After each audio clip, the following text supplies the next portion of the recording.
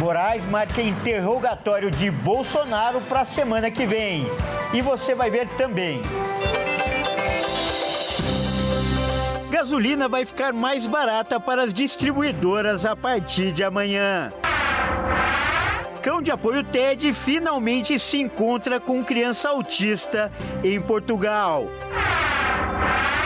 Rússia exige 20% do território da Ucrânia em proposta de cessar-fogo. E ainda, Corinthians e Palmeiras vão se enfrentar nas oitavas de final da Copa do Brasil. Tudo isso você confere a partir de agora no Jornal das 18h30.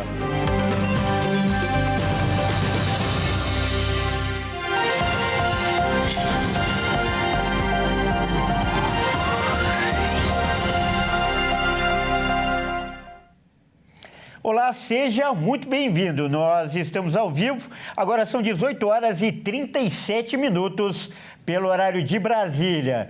Eu sou o Kleber Werneck e a partir de agora você confere comigo as principais notícias desta segunda-feira. Uma ótima semana para você. E olha, o ministro do STF, Alexandre de Moraes, marcou para a segunda que vem o início dos interrogatórios do caso de tentativa de golpe. O ex-presidente Jair Bolsonaro está intimado, para ser ouvido. Os interrogatórios serão presenciais e ocorrerão em uma sala da primeira turma do STF. O único réu que não será ouvido presencialmente é o ex-ministro da Defesa, Walter Braga Neto. Ele está preso preventivamente no Rio de Janeiro e o interrogatório será online. Pela ordem de Moraes, o primeiro a dar declarações será o ex-tenente e ajudante de ordem de Bolsonaro, Mauro Cid. Em seguida, serão os membros do chamado Núcleo Crucial da Tentativa de Golpe. Eles serão interrogados em ordem alfabética, começando por Alexandre Ramagem, ex-diretor da ABIN, seguido por Almir Garnier, ex-comandante da Marinha, pelo Anderson Torres, ex-ministro da Justiça, o general Augusto Heleno, ex-ministro do GSI, o ex-presidente Jair Bolsonaro, Paulo Sérgio Nogueira, ex-ministro da Defesa, e Walter Braga Neto, ex-ministro da Casa Civil de Bolsonaro, que será por meio de videoconferência. A previsão é que as sessões comecem às 14h e se estendam até às 20h. Mas se não conseguirem ouvir os réus no tempo necessário, as audiências podem seguir até a próxima sexta-feira. E agora uma boa notícia, a gasolina vai ficar mais barata a partir de amanhã. A Petrobras anunciou hoje à tarde uma redução de 17 centavos no preço do combustível para as distribuidoras. A Petrobras anunciou que vai reduzir o valor da gasolina nas distribuidoras a partir desta terça-feira. O preço do combustível passará a ser de R$ 2,85 por litro, o que equivale a uma queda de 17 centavos. A decisão da Petrobras vem em meio à tendência de queda nos preços do petróleo no mercado internacional desde o começo do ano, o que permite a redução dos preços.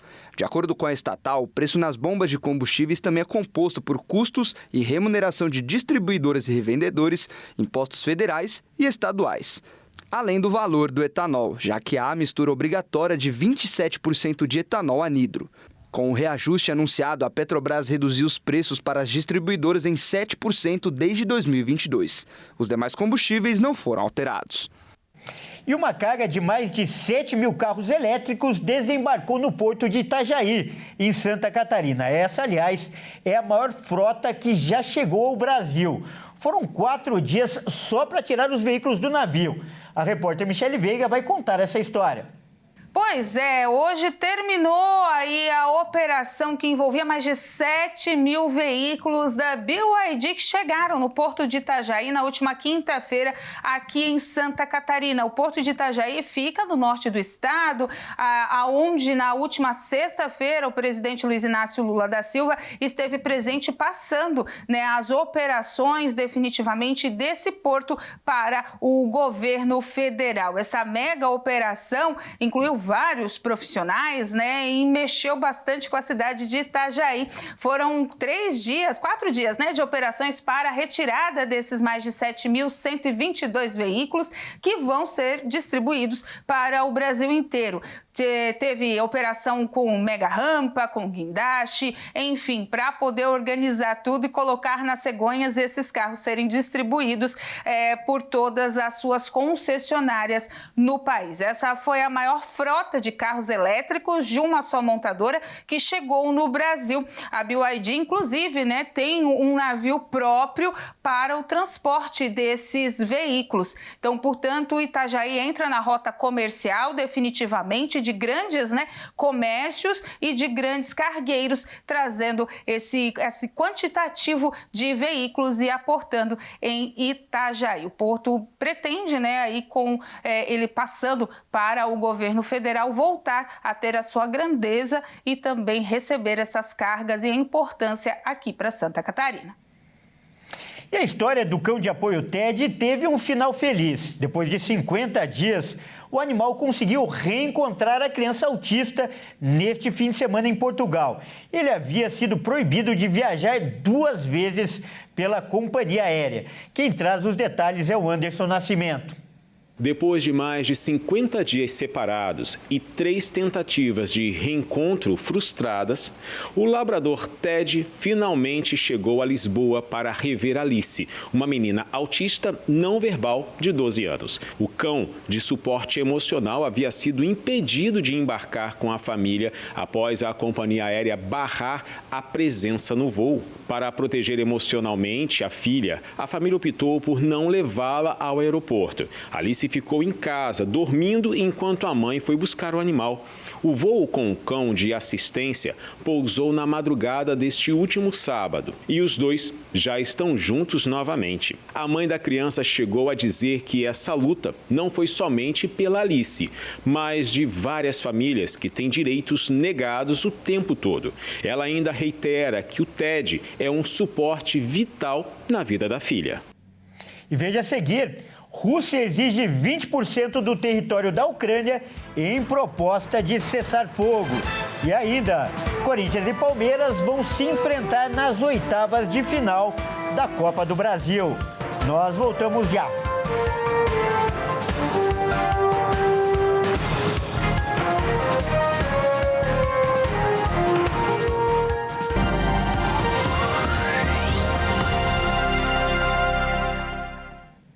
Olá, mais uma vez, seja muito bem-vindo. Nós estamos de volta e ao vivo.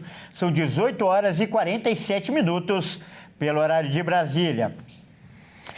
E a Rússia exigiu 20% do território da Ucrânia para cessar os ataques. A proposta foi apresentada durante uma segunda rodada de negociações diretas entre os países. A Rússia manteve as exigências já apresentadas anteriormente para que acontecesse um cessar-fogo na guerra contra a Ucrânia. A anexação de 20% do território ucraniano está entre os requisitos. A proposta foi apresentada durante uma segunda rodada de negociações diretas entre as delegações dos dois países, realizada em Istambul, na Turquia. A Ucrânia já havia rejeitado a proposta em encontros anteriores. Entre as condições russas para o cessar-fogo estão o reconhecimento da região ocupada pelas tropas russas, que representam 20% do território ucraniano, como território da Rússia, a retirada completa das tropas ucranianas desses territórios e a limitação do exército ucraniano, tanto na quantidade de tropas quanto de armas, e a proibição da Ucrânia de ter ou abrigar armas nucleares. Não houve exigência quanto à proibição da entrada da Ucrânia na OTAN. Apesar do cenário tenso, os dois países concordaram com a nova troca de prisioneiros de guerra. A medida prevê a liberação de todos os capturados com até 25 anos, gravemente feridos ou doentes, além da devolução de 6.000 corpos de soldados de cada lado. O governo ucraniano irá analisar as condições do acordo de prisioneiros em até uma semana. Bom, e agora é hora da gente falar de esportes aqui no Jornal das 18h30. E quem traz as informações é a Maíra Anjos. Boa noite, Maíra. Seja bem-vinda, como sempre. Maíra, vamos começar falando da Libertadores e também da Sul-Americana. Afinal, hoje aconteceram os sorteios das oitavas de final dos dois torneios, não é mesmo? Sim, Kleber, grandes jogos pela frente, viu? Boa noite para você e a todos que nos assistem. Na Sul-Americana, o Fluminense tem chance de enfrentar o Bahia, caso os baianos passem dos playoffs. E na Libertadores, Flamengo e Internacional fazem o confronto brasileiro e Palmeiras, São Paulo e Botafogo estão na chave da morte. Nesta segunda foram realizados os sorteios da Copa Sul-Americana e da Copa Libertadores na sede da Conmebol em Assunção. Antes das oitavas da Sula, ainda será disputado o play-off para definir os últimos 8 classificados. Em relação aos times brasileiros, Grêmio, Bahia e Fluminense ficaram do mesmo lado da chave e podem se enfrentar no mata-mata, enquanto Galo e Vasco ficaram do lado oposto e também podem se enfrentar. Para passar para as oitavas, o Vasco terá que vencer o Independente Del Valle, o Grêmio terá que passar do Alianza Lima, o Bahia pega o América de Cali e o Atlético Mineiro encara o Atlético Bucaramanga. O Fluminense passou direto para as oitavas e espera o vencedor entre Bahia e América de Cali. Os play-offs serão disputados nas semanas dos dias 16 e 23 de julho e as oitavas estão marcadas para os dias 13 e 20 de agosto. A Sul-Americana será decidida no dia 22 de novembro, em Santa Cruz de la Sierra, na Bolívia. Na Libertadores, Palmeiras, São Paulo, Internacional, Fortaleza, Flamengo e Botafogo se classificaram para as oitavas e conheceram seus adversários. Já de cara, teremos confronto brasileiro entre Flamengo e Internacional. O Palmeiras enfrentará o Universitário do Peru, o São Paulo, o Atlético Nacional da Colômbia, o Botafogo, o LDU do Equador e o Fortaleza enfrenta o Vélez da Argentina. Palmeiras, São Paulo e Internacional decidem as oitavas em casa, por terem passado em primeiro de seus grupos. Flamengo, Botafogo e Fortaleza decidem fora. As quartas podem ter São Paulo e Botafogo e River Plate e Palmeiras em chaveamento da morte. Os 4 times que já venceram a competição ficaram no mesmo lado em busca da vaga na final. Do outro lado, a única oportunidade de outro confronto brasileiro é Fortaleza, que pode enfrentar Flamengo ou Inter nas semifinais. As oitavas de final da Libertadores serão disputadas entre os dias 13 e 20 de agosto, depois do fim da Copa do Mundo de Clubes, que acontecerá nos Estados Unidos. A decisão do torneio está marcada para Lima, no Peru, no dia 29 de novembro. O estádio da partida ainda não foi divulgado pela Conmebol. Olha, promessa de grandes jogos, então vamos fazer um balanço dos confrontos, Maíra. Na sua opinião, quem você acha que se deu bem nesse sorteio? Olha, Kleber, analisando pelo momento atual, quem com certeza se deu bem foi o Palmeiras, né? O Verdão vai pegar o Universitário do Peru, que é um dos times mais fracos que passaram para as oitavas. O confronto brasileiro entre Flamengo e Internacional também promete grandes jogos. Apesar de ligeiro favoritismo para o rubro-negro, o Internacional também é um time perigoso de se jogar contra, né?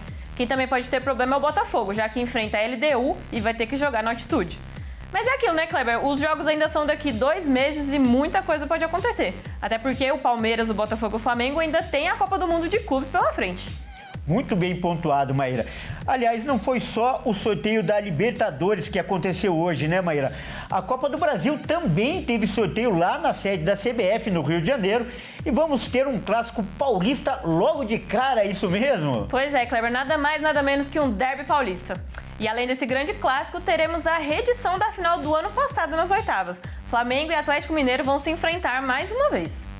A CBF definiu em sorteio os confrontos das oitavas da Copa do Brasil de 2025. Os jogos serão disputados nas semanas de 30 de julho e 6 de agosto. E haverá um único e grande clássico regional. Corinthians e Palmeiras vão duelar por uma vaga nas quartas. Além desse grande clássico, uma reedição da final do ano passado, Atlético Mineiro e Flamengo. A dupla decidiu a final de 2024, onde o Flamengo se sagrou campeão. E também a reedição de uma final que aconteceu em 1992, Fluminense e Internacional. Na ocasião, o Inter foi campeão com um pênalti tido como polêmico pelos tricolores. Confira agora todos os confrontos da Copa do Brasil. Atlético Paranaense e São Paulo, Atlético Mineiro e Flamengo, Retrô e Bahia, Fluminense e Internacional, CRB e Cruzeiro, Vasco e CSA, Palmeiras e Corinthians e Bragantino e Botafogo.